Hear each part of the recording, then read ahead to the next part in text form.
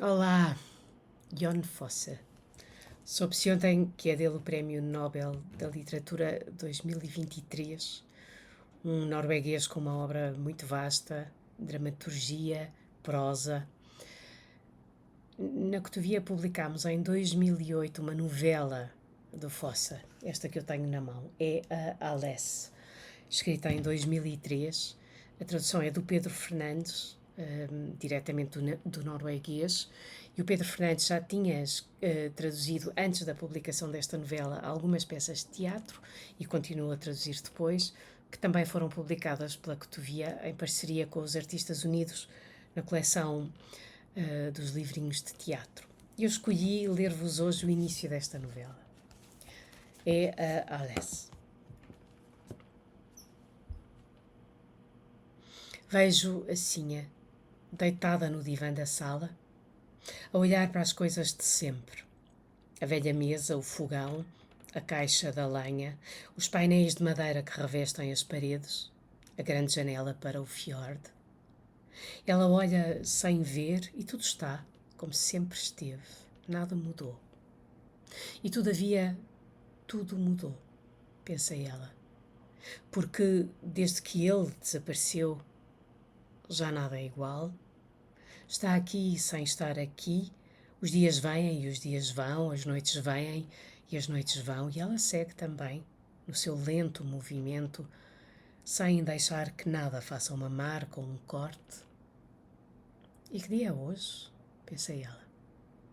Sim, é quinta-feira e o mês é março do ano 2002. Sim, isso ela sabe. Mas que data é? E assim, não sabe. E por que é que havia de saber? O que é que isso importa? Pensa ela. Seja como for, ainda consegue sentir-se segura e confiante, tal como se sentia antes de ele ter desaparecido. Mas depois, aquilo volta a tomar conta dela, o desaparecimento dele, naquela terça-feira, no fim de novembro, em 1979, e logo regressa o vazio, pensa ela, e olha para a porta do vestíbulo, e ela abre-se, e vê-se a si própria a entrar e a fechar a porta outra vez, e vê-se a caminhar pela sala, a parar, e a ficar de pé a olhar para a janela, e vê-se a olhar para onde ele está, em frente da janela, e ela vê, dali, do meio da sala, que ele está de pé a olhar lá para fora, para a escuridão, com o seu longo cabelo preto, com a sua camisola preta, a camisola que ela tricotou e que ele traz quase sempre quando está frio, está ali, pensa ela. É quase como se ele e a escuridão lá fora fossem um. Sim, confunde-se tanto com a escuridão que quando abriu a porta e entrou nem reparou que ele lá estava. Apesar de que, mesmo sem pensar, sem o dizer a si própria, de certo modo já sabia que ele devia estar ali assim, pensa ela. E que a camisola preta e a escuridão lá fora é como se fossem um. Ele é a escuridão. A escuridão é ele. Mas é como, pensa ela, é quase como se ela, quando entrou e o viu ali, tivesse uma surpresa. E é muito estranho, porque ele está sempre ali assim à janela, só que ela não o costuma ver, pensa ela. Ou então vê-o, mas parece que não repara, porque também isso, o ele estar ali, passou a ser um hábito, como quase tudo. Passou a ser uma coisa que está ali, junto dela. Mas agora, quando entrou na sala, viu que ele estava lá, viu o cabelo preto dele e viu a camisola preta, e agora ele está ali a olhar lá para fora, para a escuridão. E porquê? Pensa ela. Porquê é que está ali assim? Ainda se houvesse alguma coisa para ver lá fora. Podia compreender, mas não há nada para ver, só escuridão. A escuridão pesada, quase total. Ou então, talvez, pode ser que venha um carro e pode ser que a luz dos faróis do carro ilumine um troço da estrada, mas não aparecem assim tantos carros por aqui. E disso é que ela gostava. Queria viver num sítio onde não vivesse mais ninguém, onde ela e ele, onde a Sinha e o Asla estivessem o mais sós que fosse possível. Um sítio abandonado por todos, um sítio onde a primavera fosse primavera, o outono fosse outono, o inverno inverno e o verão verão. Era um sítio assim que queria viver, pensei ela, mas agora, quando não há senão escuridão, porque é que ele há de estar ali a olhar lá para fora, para a escuridão? Porquê? Porque é que está tantas vezes assim, quando não há nada para ver? Pensei ela. E ainda se agora viesse a primavera, pensei ela, ainda se chegasse a primavera, com a luz, os dias mais quentes, com as flores nos prados, com as árvores a encherem-se de rebentos e de folhas, porque esta escuridão, esta permanente escuridão, não se aguenta, pensei ela, e em breve vai ter de dizer qualquer coisa, pensei ela, e é como se alguma coisa deixasse de estar como sempre esteve, pensei ela. E olha, à volta da sala, e tudo está como sempre esteve, nada mudou. E porquê é que ela pensa isto? Que alguma coisa mudou? Pensa ela. Porquê é que alguma coisa havia de ter mudado? Porquê é que ela pensa isto? Que alguma coisa devia ter mudado? Pensa ela. Porque ele, sim, está ali à janela, quase sem se distinguir da escuridão lá de fora. Mas ultimamente o que é que se passa com ele?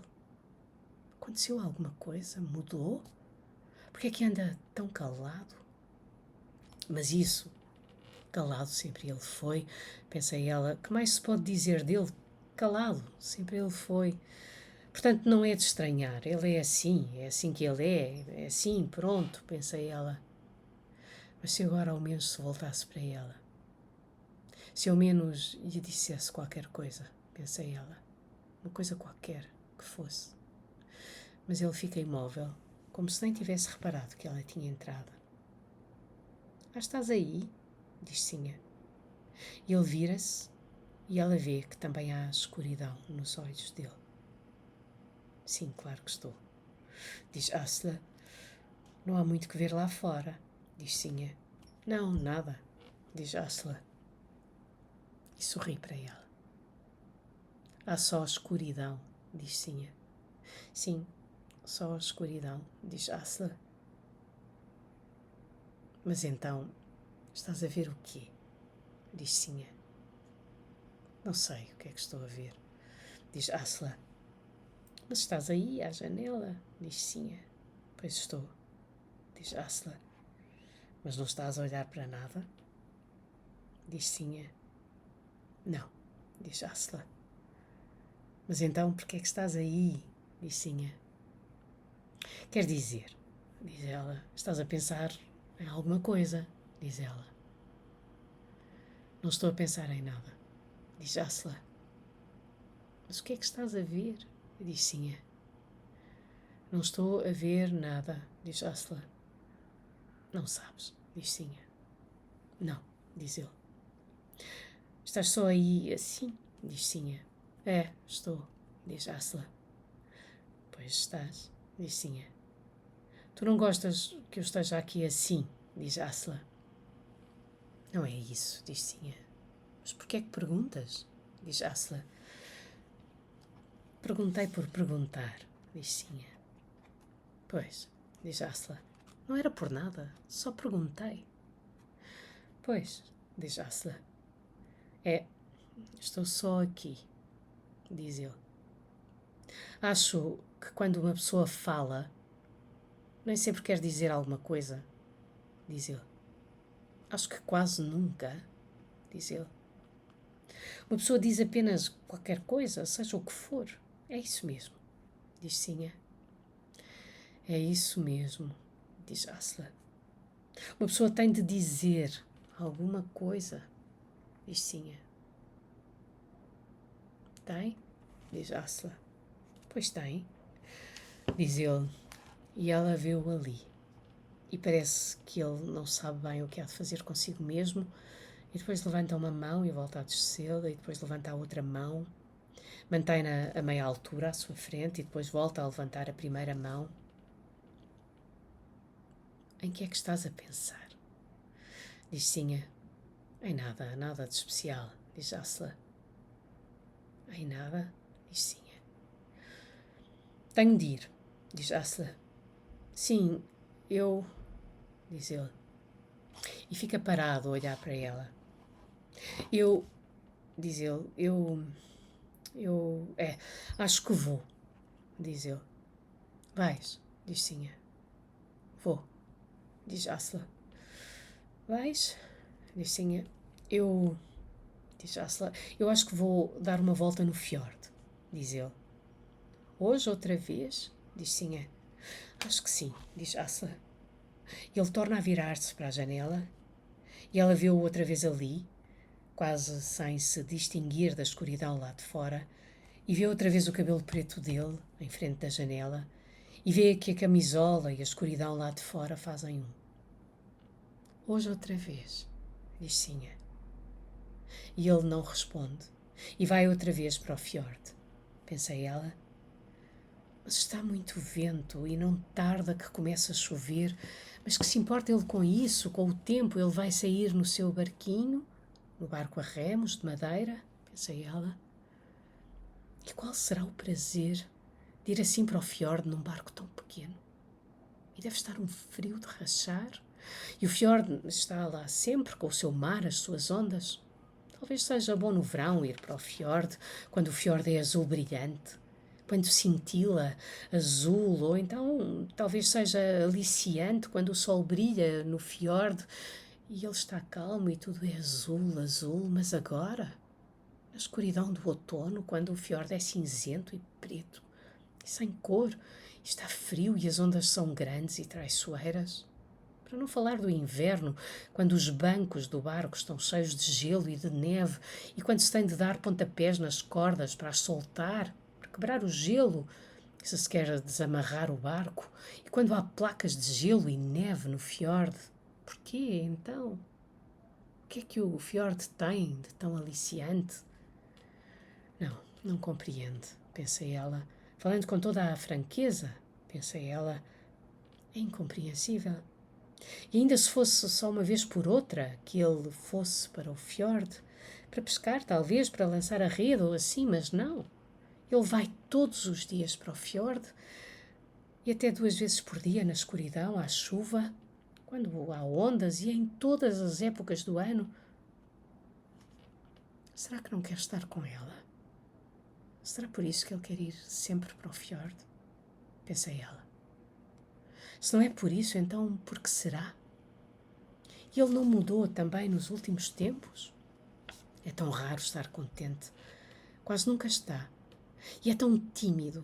Nunca quer ver ninguém, afasta-se, não vai vir alguém. E se acontece ter de falar com alguém, fica ali de pé, sem saber o que fazer às mãos e sem saber o que dizer, fica ali de pé e tão atrapalhado que todos reparam, pensa ela. E o que é que se passa com ele? Pensa ela. Sempre foi um pouco assim, um pouco reservado.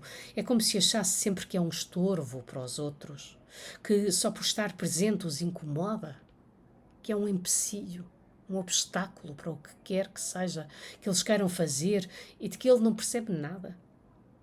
E está a ficar cada vez pior. Antes ainda conseguia estar onde os outros estavam, mas agora já não. Agora, mal chega alguém, exceto ela, afasta-se logo e isola-se. Vais sair para o fiord, é no que estás a pensar, diz Sinha. Eu não estou a pensar em nada, diz Asla. Não estás a pensar em nada, diz Sinha. Não, diz Asla. Não estou a pensar em nada, diz ele. Estou só aqui, diz ele. Estás aí, diz Sinha. Diz Asla. Que dia é hoje? Diz Sinha. Terça-feira, diz Asla. É uma terça-feira, final de novembro, estamos em 1979, diz ele. Os anos passam tão depressa, diz Sinha. Incrivelmente depressa, diz Asla. É uma terça-feira, no final de novembro, diz Sinha. Diz Asla, e afasta-se da janela e dirige-se para a porta do vestíbulo. Vais sair? Diz Sinha. Vou, diz Asla. Onde é que vais? Diz Sinha. Vou só dar uma volta, diz Asla. Está bem, vai, estás no teu direito, diz Sinha. Sim, diz Asla. E ela vê-o a ir até ao fogão, vê-o a pegar numa acha e a dobrar-se e a colocar a acha no fogo e depois a endireitar-se e a olhar para as chamas e a ficar assim um momento a olhar para as chamas antes de ir até à porta do vestíbulo e vê a mão dele no trinco da porta como uma pequena hesitação, uma demora. Será que ela vai dizer alguma coisa? Mas nenhum deles diz nada e ele aperta o trinco. Vais só dar uma volta? Diz Sinha. Sim, claro, diz Asla. E puxa a porta, sai e parece que se vai virar para ela, para lhe dizer alguma coisa. Mas acaba apenas por fechar a porta atrás de si, pensa ela, e não há nada para dizer. Abriu apenas a porta e saiu, pensa ela. Mas não há nada de mal entre eles, está tudo bem. Eles os dois são os melhores amigos que se pode imaginar, nunca dizem nada um ao outro que possa magoar. E ele nem sabe bem, pensa ela, o que pode fazer por ela. Pode ser inseguro, pode não saber o que há de fazer ou dizer, mas não lhe tem nenhum rancor. Nunca notou nada disso, pensa ela. Mas então, por que é que quer ir sempre para o fiord? Naquele barquinho que arranjou, naquele barquinho de madeira a remos, pensa ela. E ali, deitada no divã, vê-se a si própria de pé no meio da sala, vê-se a ir até à janela e a ficar a olhar lá para fora. E agora está um pouco mais claro, pensa ela. Ali à janela, agora está o mais claro que é possível nesta época do ano. Clareou tanto que se pode ver o cinzento e o negro do céu. Até amanhã.